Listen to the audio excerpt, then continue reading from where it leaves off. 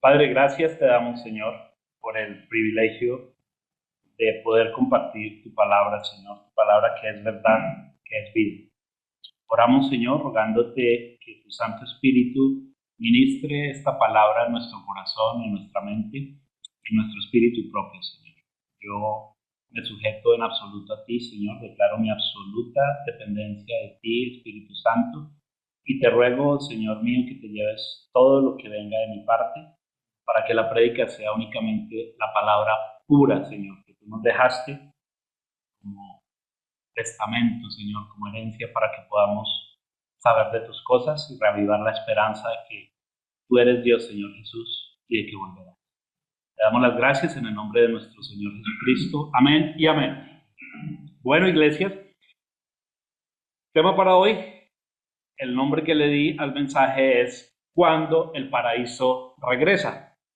El subtítulo explicativo, Dios restaurando su reino. Cada vez que el Señor me permita estar en un púlpito, debo recordar que la Biblia no es un libro cualquiera. En esencia, contiene el plan de Dios para restaurar la creación y para salvar a la humanidad caída por el pecado. Ese es el tema de la Biblia. ¿Cómo lo hace? Por medio de Cristo. Ese es el tema central. La Biblia no es un libro de corte humanista, no somos nosotros los protagonistas ni el tema central. El tema central es Cristo como hacedor del plan de Dios para restaurar la creación y salvar a la humanidad. Entonces, la Biblia de Génesis y Apocalipsis narra esto. En Génesis, y hoy vamos a estar mirando Génesis y Apocalipsis. En Génesis, la creación y el reino de Dios inician con tres características que encontramos a lo largo de toda la escritura. ¿Qué es el reino de Dios? El pueblo o la familia de Dios en el lugar físico que Dios creó, bajo el gobierno y la bendición de Dios. Si ustedes revisan todos los libros de la Biblia, hacen alusión a ello de diferentes maneras y en los diferentes estilos literarios. La historia empieza en un jardín y termina en una ciudad, pero la familia es la misma, es la humanidad, claro, caída, pero luego salvada, y la creación restaurada. Vamos a hablar entonces de eso. A manera de introducción, quiero que te imagines un mundo donde no existen los funerales,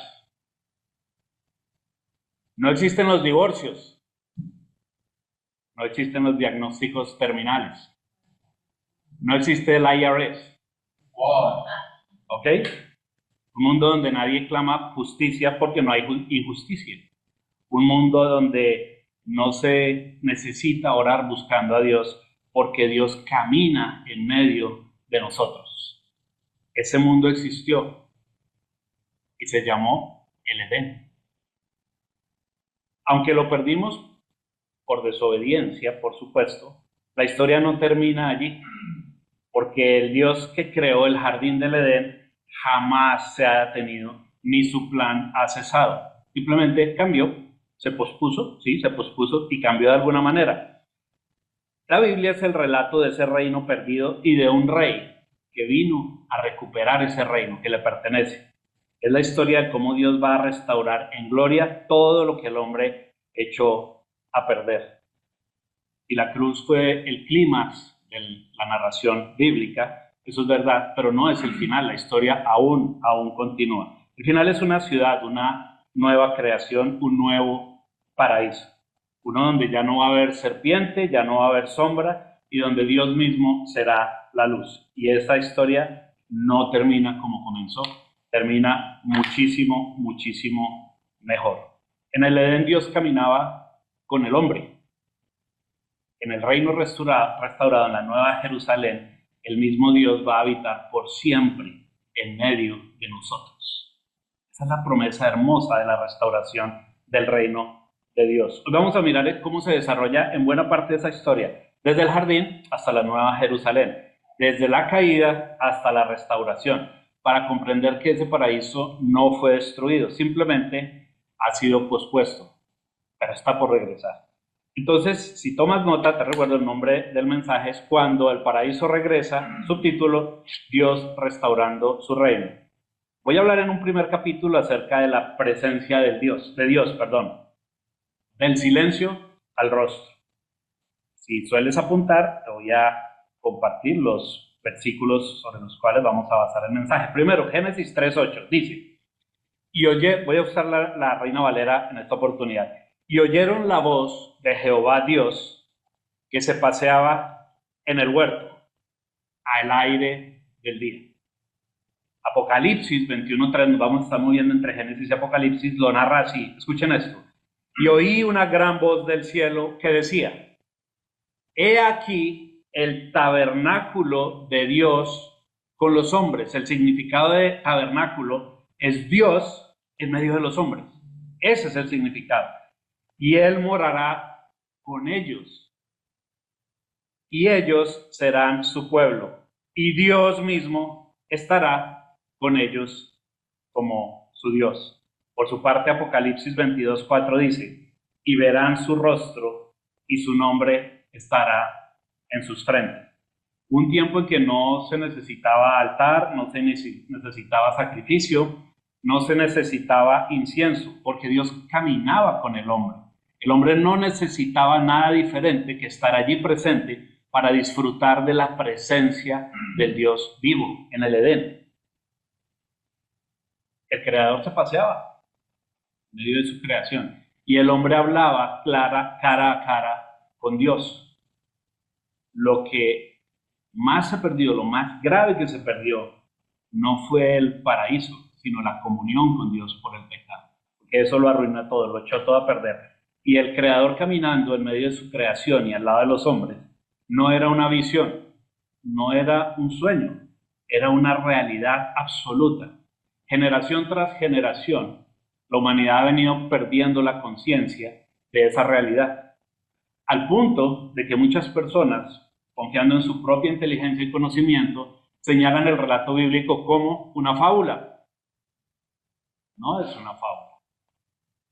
Señalan el relato bíblico como una historia para justificar posiciones teológicas o religiosas.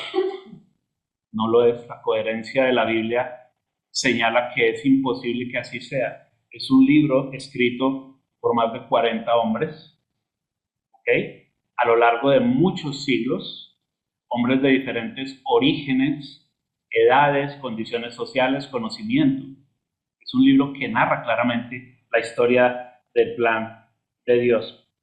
El punto es que estas visiones, siendo tan reales, han ocupado en el corazón del hombre un lugar de irrealismo. Y el hombre, como resultado del pecado original de Adán, que tengamos un paréntesis para aclarar, el pecado en esencia original no fue el comer de un fruto que el Señor había dicho, no coman de ese fruto, porque van a aprender del conocimiento del bien y del mal. En el corazón del hombre, en su conciencia eso no existía, porque fueron hechos según la naturaleza de Dios. Entonces en ellos no habitaba ninguna noción ni del bien ni del mal. Simplemente existía y existía Dios. Al comer de este fruto, sus ojos son abiertos y empiezan a entender que hay bondad, pero también hay maldad. Y el resultado de esa conciencia es que dicen, como lo dijo Satanás, vamos a jugar este juego, vamos a tener esta vida, vamos a cogobernar la creación bajo nuestras propias reglas. Las reglas que Dios estableció son insuficientes. Dios puede equivocarse. Y eso mismo es lo que tú ves en redes sociales, en noticias, y aún es increíble cómo hasta en esas mismas redes sociales y al interior de las iglesias ves profetas que salen de la nada, predicadores que nada tienen que ver su mensaje con el evangelio, señalando a otros pastores y al mensaje bíblico. No, es que es una interpretación, y es una interpretación denominacional. La Biblia no habla de denominaciones. La Biblia es la palabra pura del Dios viviente. Punto. Las denominaciones las definieron los hombres. Dios opera a través de esas denominaciones sin duda alguna, pero la palabra pura se encuentra en la Biblia y no depende de las denominaciones. El punto central es que mucha gente, y no son pocos de verdad, que plantan su propia visión y aún se sienten en autoridad de contender, de exhortar a sus pastores o a los sacerdotes que Dios ha levantado. Ese es un reflejo de Satanás obrando aún al interior de las iglesias, porque lo que se predica es la palabra. Satanás también invocó la palabra del Señor. Bueno, esta presencia de Dios nos habla de que existía en el momento de la creación y antes, pero estaba en Edén junto con Adán y Eva, el pueblo de Dios. Se echa a perder, pero ahí la historia no termina. Lo que llamamos el protoevangelio, que es la primera vez que la escritura habla de un salvador por medio de un hombre, ¿cierto? La simiente del hombre. Le dice a Eva, tú hiciste algo que no debías, y Adán también cometió sus errores y pecó, pero en esencia lo que dice es, de tu simiente, yo voy a levantar la salvación, el Salvador, el Emanuel, Dios con nosotros, el Cristo, el resucitado, el ungido del Señor para traer la salvación. ¿Ok? Ahí se hace la promesa de un Salvador. Por medio de un hombre, Dios hecho hombre, tendría la salvación. Pero junto con él, en la Escritura se desarrolla toda la promesa de la restauración del reino de Dios. Viene un día glorioso, iglesia. Viene un día glorioso. Es un día en el que no solamente oiremos la voz de Dios, sino que podremos ver al Dios todopoderoso y eterno cara a cara, como era al inicio.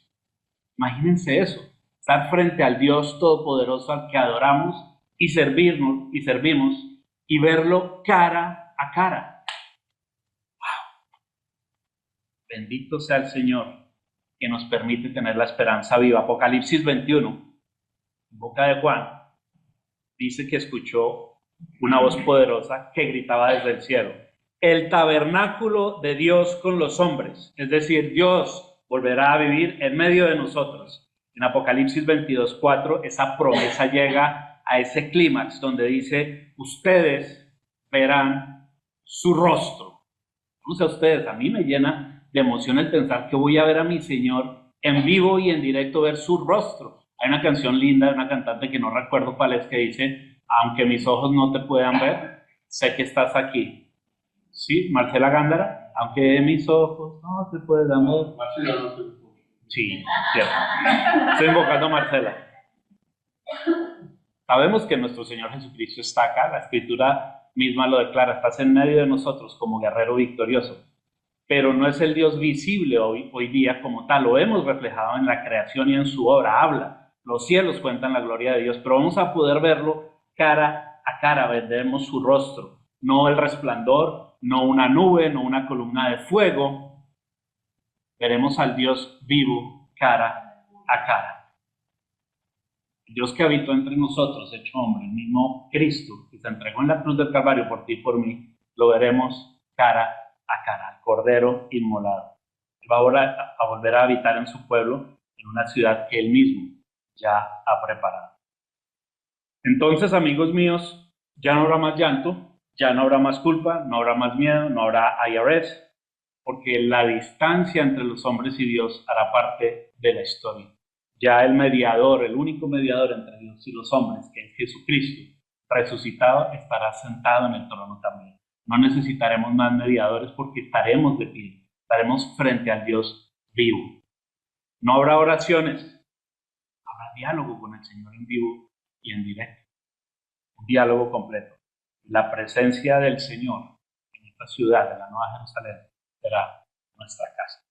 En un capítulo número 2, hablamos de la presencia de Dios, quiero hablarles del árbol de la vida. Hay muchas cosas que puedes tomar del relato bíblico, elegí algunas a manera de ilustración, es un tema bien extenso.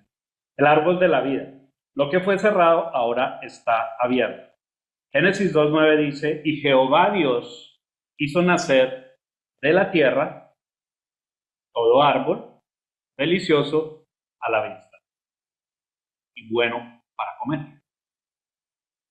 También el árbol de la vida en medio del huerto. Entonces noten cómo dice que hizo nacer de la tierra todo árbol delicioso a la vista, pero en la mitad del huerto el Señor hizo crecer el árbol de la vida en medio del huerto, como una señal de que a Dios le pertenece la vida. Más adelante, ese árbol de la vida y el acceso, porque Adán iba a tener acceso al árbol del conocimiento del bien y del mal, y también al árbol de la vida.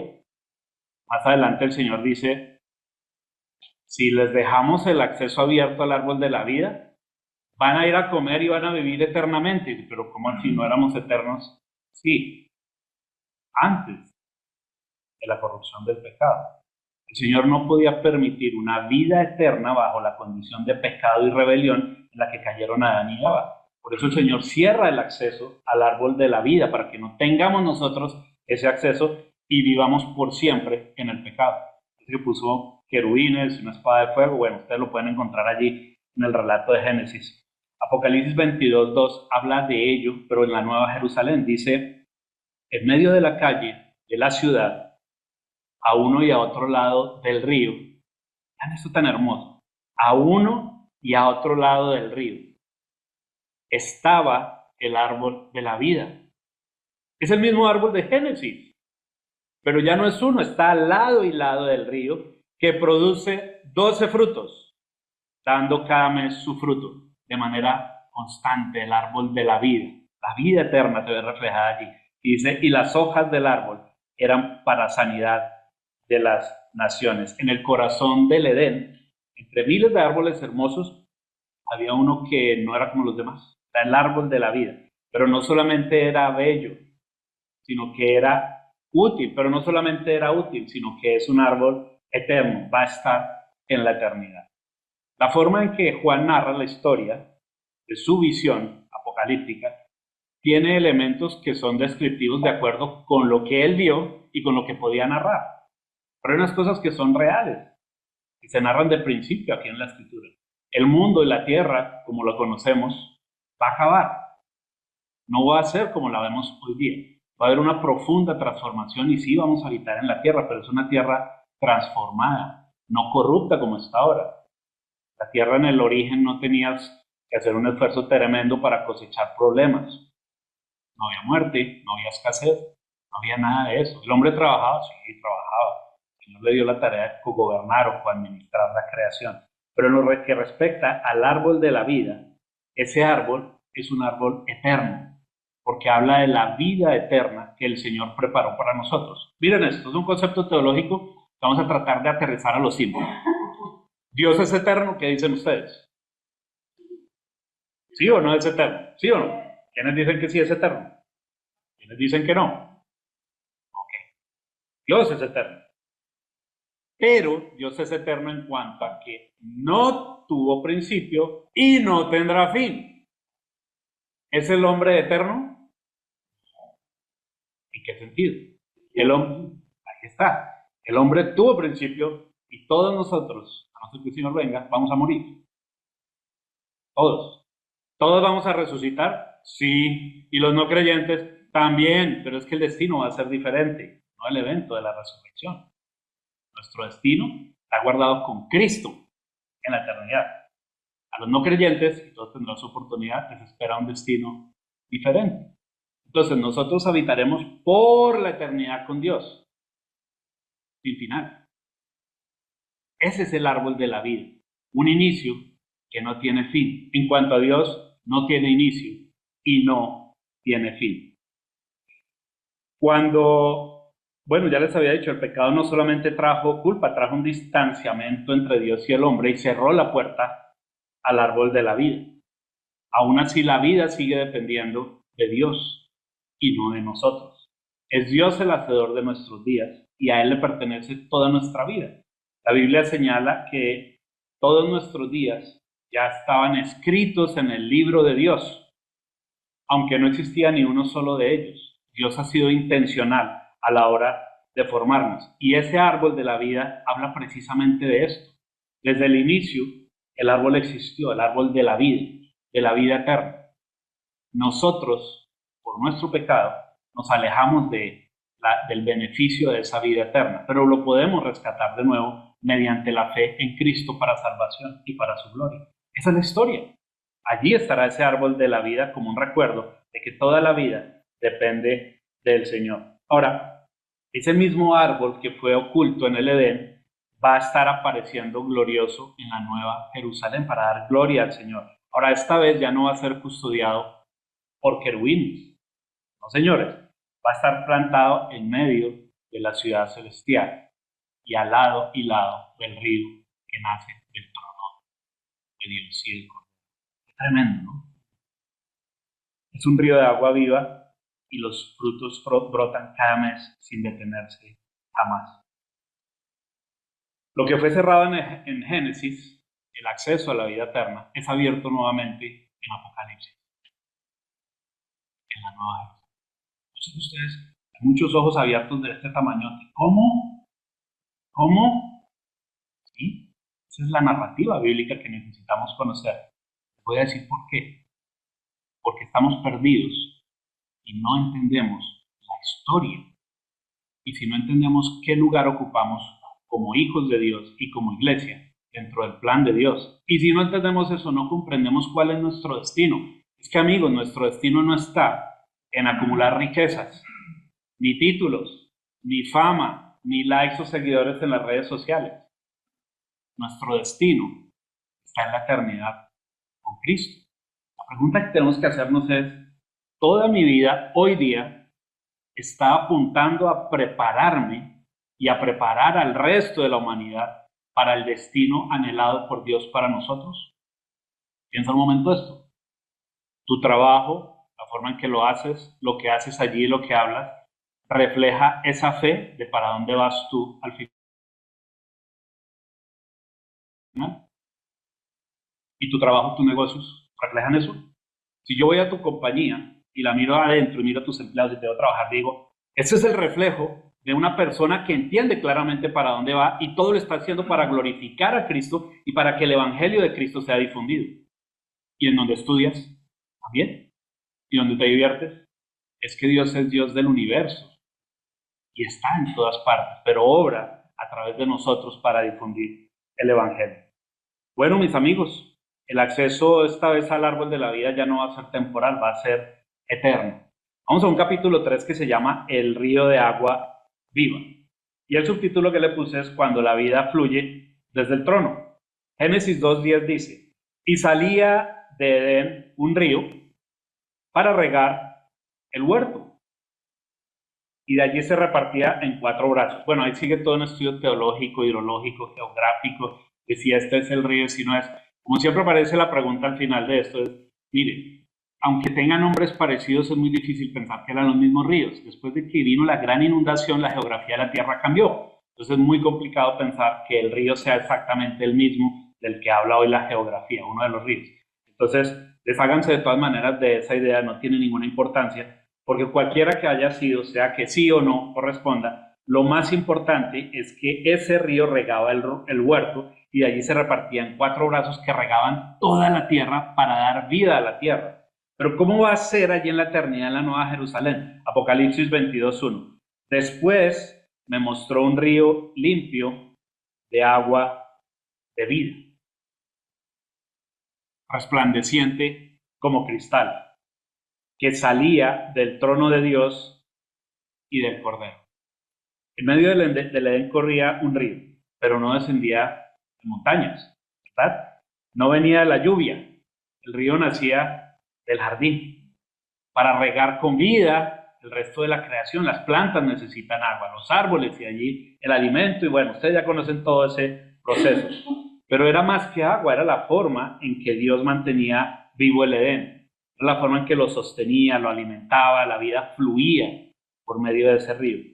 Desde allí se abrían 4 brazos a todos los rincones de la tierra. Es como si desde ese jardín la bendición de Dios estuviera destinada a llenar todo el mundo conocido o por conocer hasta ese momento.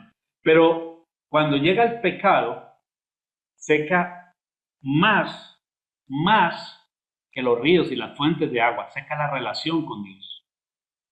Eso es lo que el pecado produce en nuestra vida. ¿Hay consecuencias humanas? Claro. Si sales de aquí y asesinas a alguien, debes ir a la cárcel. Ley humana. Pero es tan grave asesinar a una persona como mentir. Porque el pago del pecado es la muerte. Estamos hablando de la muerte espiritual, de la muerte de la relación con Dios.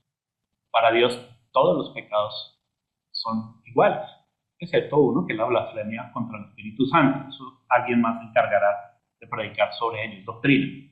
Pero en esencia, amigos, el río del que habla Apocalipsis 22:1, el río limpio de agua de vida resplandeciente como cristal que sale del trono de Dios y del Cordero, nos comunica que la vida fluye nuevamente desde Dios y desde su trono donde va a gobernar, irradiando toda la vida para todos los seres humanos que hayamos alcanzado la salvación por medio de Cristo. No hay otro. Y aquí entonces vamos a tomar algo del refranero, creo que es español, para justificar que cualquier tipo de creencia religiosa o espiritual o teológica es válida. Y es la siguiente: todos los ríos llegan al mar. ¿Eso es una verdad? Sí, hidrológica. No tiene nada que ver con lo que la Escritura dice. Entonces, como todos los ríos llegan al mar, Buda me va a llevar a la salvación, ¿cierto? Y no sé cómo se llama esa religión, el Hare Krishna me lleva, y la nueva era me llevan allá, porque todos los ríos conducen al mar. Amigos, nadie diferente a Cristo nos lleva al Padre y a la eternidad. No existe otro camino. Nadie llega al Padre sino por mí. Eso dijo el Señor Jesucristo. Y a la vez, para empatar con esto, dice: el que beba del agua que yo le daré, de su interior brotarán ríos de agua viva. No está esta descripción en Apocalipsis y en Génesis de manera caprichosa, tiene una razón de ser. El Señor nos habla de ese río. Si ustedes lo ven, el pecado secó la fuente de ese río de agua viva. Entonces, ¿qué heredamos? La muerte. ¿Cómo vuelve a surgir ese río? Mediante Cristo, de su interior brotarán ríos de agua viva. El que beba del agua que yo le daré. No hay otro camino, amigos. Y ahí queda tirado a piso de tajo esa mentira de que todos los ríos llevan al mar. No, es que yo creo a Dios, creo en Dios, pero a mi manera. No, es que yo no necesito congregarme. No, que Dios está en todas partes. Y entonces la Escritura, cuando dice no dejen de congregarse como acostumbran a hacerlo algunos, la Biblia es completa. Yo no la puedo acomodar porque puedo constituir una herejía, que básicamente es tomar un texto, sacarlo de contexto y convertirlo en un pretexto para hacer una afirmación. ¿Quieren escuchar otra herejía? Y con eso cerramos este paréntesis. Es que la reencarnación es bíblica. ¿Sí? ¿Y qué parte de la Biblia aparece? Pero si usted conoce la Biblia, Jesús estaba ya en el Monte de los Olivos y vino el maestro de la palabra llamado Nicodemo. Y Jesús le dijo: si no naces de nuevo, entonces, reencarnación. Bueno, eso también lo estaba pensando Nicodemo, en la versión de hace 2000 años. ¿Y qué le responde Jesús? Le dice: no, Nicodemo, yo no estoy hablando de eso, yo te estoy diciendo un nacimiento espiritual, de agua, del espíritu, de fuego, espíritu, representaciones del espíritu. Pero hay personas que aún siguen creyendo que tomar la Biblia en partes da sustento a afirmaciones irreales. Cuando lees Apocalipsis, cuando lees Génesis, debes hacerlo con cuidado, guiado por el Espíritu, porque si sacas solamente una parte, vas a confundirte. Solamente se van a salvar 44,000, ¿no? 144,000. 100,000 se me quedaron. 144,000. ¿Y los demás qué vamos a hacer? Pues quedamos fuera. Pero es que la Biblia dice que 144,000 en lenguaje apocalíptico. Tiene el lenguaje apocalíptico y el lenguaje profético. Estamos tratando de aterrizar esto para darle una visión que sea alcanzable para el común de las personas. No necesitamos ser teólogos, pero necesitamos que nos sea explicada la palabra para que el Señor abra la palabra y la escritura ante nosotros. Y eso solamente lo puede hacer el Espíritu Santo con la palabra de Dios mencionada o hablada. ¿A través de quién? Ustedes. Nación santa, real sacerdocio, linaje escogido, pueblo, para anunciar las virtudes de aquel que nos llamó de tinieblas a luz admirable. ¿Está hablando de los pastores? ¿De los evangelistas? ¿De los profetas? Está hablando de cada uno de nosotros.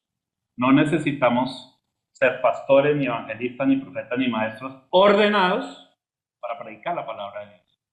Tenemos que conocerla, claro, y estar bajo autoridad, pero no lo necesitamos. El río de agua de vida, de la que habla Apocalipsis, habla de esa vida eterna y habla de cómo esa agua que fluye lleva vida, pero vida eterna, que ya está ahí presente. Ya no se va a salvar nadie más. Cuando estemos allá, ¿quién más se va a salvar?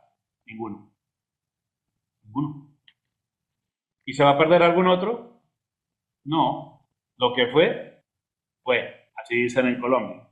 ¿Por qué es importante que hablemos de estas cosas? Por nuestro destino. Tenemos que entender para dónde vamos y qué es lo que nos espera.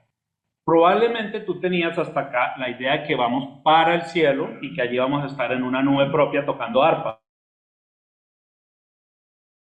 ¿verdad? No, no vamos a tener nube propia. Si lees con detenimiento Apocalipsis y las profecías, vas a entender que nuestro destino está acá, en la tierra renovada, en la nueva Jerusalén, que va a descender de Dios, del cielo, de Dios, acá desciende. Y no enseñó el Señor Jesucristo, venga a nosotros tu reino. Tenemos que prepararnos, amigos, para esas verdades que encontramos en la Biblia. Un punto final, un capítulo final se llama, bueno, voy a hacer dos rápidamente. El capítulo 4 lo he llamado Reinserción al reino, el hombre en su propósito original de gobernar junto a Dios. Génesis 1:28 dice, y los bendijo Dios, está hablando de Adán y Eva, y les dijo, ¿recuerda qué les dijo? Adán y Eva.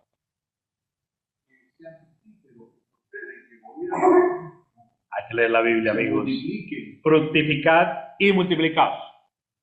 Llenad la tierra y sojuzgadla, y señoread en los peces del mar, en las aves de los cielos y en todas las bestias que se mueven sobre la tierra. Esto es lo que los teólogos llaman el mandato cultural. El Señor le da al hombre la orden de cultivar la tierra, de desarrollar la civilización que Dios tenía en mente cuando creó a la humanidad y la creación también. Esa es la instrucción que Dios le da, ¿verdad? Entonces el hombre era coadministrador de la creación.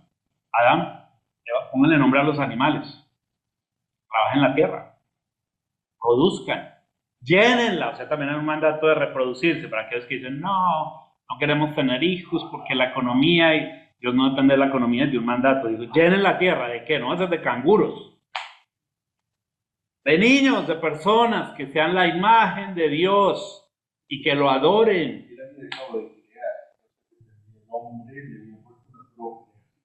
Mandato cultural. Ahí los puso. Una parejita para llenar la tierra.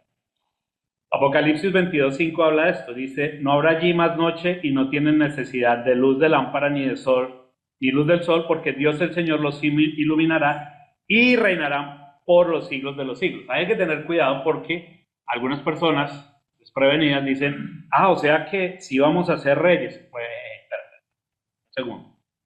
Estamos hablando del Rey de Reyes, que va a gobernar la tierra, pero vamos a tener tareas por hacer allí. Originalmente el Señor quiso que fuéramos coadministradores de su creación. Ese plan no ha cambiado. A eso es a lo que se refiere la Escritura. Vamos a tener tareas por hacer, no vamos a estar en la nube tocando el arpa. ¿Y cuáles son esas tareas? Es una de las cosas que le preguntaré a mi Señor cuando esté de pie ante Él, porque yo aún no las tengo absolutamente claras. La primera palabra que Adán escuchó de Dios fue una bendición, pero la segunda fue una comisión. Tienes que hacer esto, te comisiono para que hagas esto. Desarrollar la cultura, es el mandato cultural. Apocalipsis 22 nos muestra algo glorioso. El hombre se cayó, perdió el derecho a administrar la creación tal y como había sido diseñada. Apocalipsis 22 nos dice, Dios el Señor los iluminará y reinarán por los siglos de las siglos. ¿Por qué habla de iluminar? Toda la revelación que Dios quiso dar ya está en la Escritura, no hay nuevas revelaciones. Nada nuevo está. Si es nuevo, no es verdad. La revelación está en la Escritura. Lo que el Señor nos da es iluminación por medio del Espíritu Santo para que la Escritura se abra ante nosotros y podamos comprender lo que está diciendo la Escritura acerca de los temas pertinentes. Dios el Señor los iluminará y reinarán por los siglos de los siglos. A eso es a lo que se refiere. Para que Tito, prepárate porque allá vas a tener tarea. Luz, prepárate porque vas a tener tarea. Todos van a tener tarea. Todos vamos a tener tarea. No vamos a estar allá lazy. Y finalmente, quiero hablarles de algo muy, muy importante, y es que, perdido acá está, la presencia del mal. Cuando el mal ya no tiene lugar. ¿Qué nos hablan Génesis y Apocalipsis al respecto? Génesis 3.1 dice, pero la serpiente era astuta, más que todos los animales del campo que Jehová Dios había hecho. Y dijo a la mujer, con que Dios os ha dicho, no comáis de todo árbol del huerto. Nunca dijo eso, Señor. Pueden comer de todo, excepto de... Satanás está volteando la palabra de Dios. Está engañando. Miren lo que pasa en Apocalipsis. Ustedes ya conocen el desenlace de ello. Apocalipsis 20:10 dice, y el diablo que los engañaba fue lanzado en el lago de fuego y azufre, donde estaban la bestia y el falso profeta, y serán atormentados día y noche por los siglos de los siglos. No entremos en el tormento, pero entremos en lo sustantivo. El diablo que los engañaba fue lanzado al lago de fuego y azufre, que es el destino final para Satanás y los demonios. La encarnación, llamémoslo por ahora encarnación del mal en Satanás, va a ser retirado de toda la creación de Dios. Apocalipsis 21:8, pero los cobardes e incrédulos, los abominables y homicidas, los fornicarios y hechiceros, los idólatras y todos los mentirosos, hablando de todo el pecado, ¿verdad? Tendrán su parte en el lago que arde con fuego y azufre, que es la muerte segunda. Los que voluntariamente se dedicaron a hacer el mal, sabiendo de la consecuencia y habiendo recibido la oferta de salvación de parte de Cristo. En el Edén, en medio de la perfección, se coló un enemigo, la serpiente, ¿verdad? Una palabra sembró la duda y ahí en adelante todos llevamos la consecuencia de esa decisión. Pero escuchen bien, la Biblia no termina en ese relato. El libro de Apocalipsis nos revela el desenlace glorioso. El enemigo será derrotado de una vez por todas. Y termino leyéndoles la última parte de Apocalipsis 20:10. Dice, sojuzgad la tierra. El hombre fue coronado con una autoridad delegada para administrar la creación, un mayordomo, un coadministrador, el Rey de los cielos. Y ese lugar va a ser restaurado para la humanidad cuando nos encontremos allí en la Nueva Jerusalén. Amigos míos, el mensaje de fondo es: el paraíso está en camino, se sigue forjando y Dios sigue trabajando en ello. Nosotros como iglesia hacemos parte de la familia de Dios para ir a habitar el lugar que Dios creó para nosotros bajo su autoridad, su gobierno y su bendición. Pero tengamos en cuenta esto, nosotros tenemos un llamado de Dios para expandir la iglesia. Erradamente creemos que el ser cristiano es venir los domingos acá o a cualquier congregación y sentarnos y escuchar un mensaje, eventualmente aplaudir, levantar las manos y alguno que otro tomando nota. Eso no es ser cristiano. El hecho de que te encierres en un garaje 2 horas cada semana no te convierte en un carro, ¿o sí? Asistir a una iglesia no te hace cristiano. Cumplir la gran comisión es lo que muestra con absoluta claridad que tienes claro el llamado del Señor para todos nosotros para extender su iglesia en la tierra. ¿Cómo lo hace el Señor? Discipulado. Vayan y hagan discípulos de todas las naciones. No dijo vayan y enciérrense en un salón. Vengan y visítenme por 2 horas cada semana. Dijo vayan y hagan discípulos de todas las naciones. Y si eso sucede, les aseguro que estaré con ustedes hasta el fin de los días. Y esa es la clave del éxito, cumplir el plan de Dios, porque no hay nada más peligroso y triste que ser exitoso en un plan que no es el plan de Dios. Los amo mucho, Dios los bendiga. Mi pastor Esteban.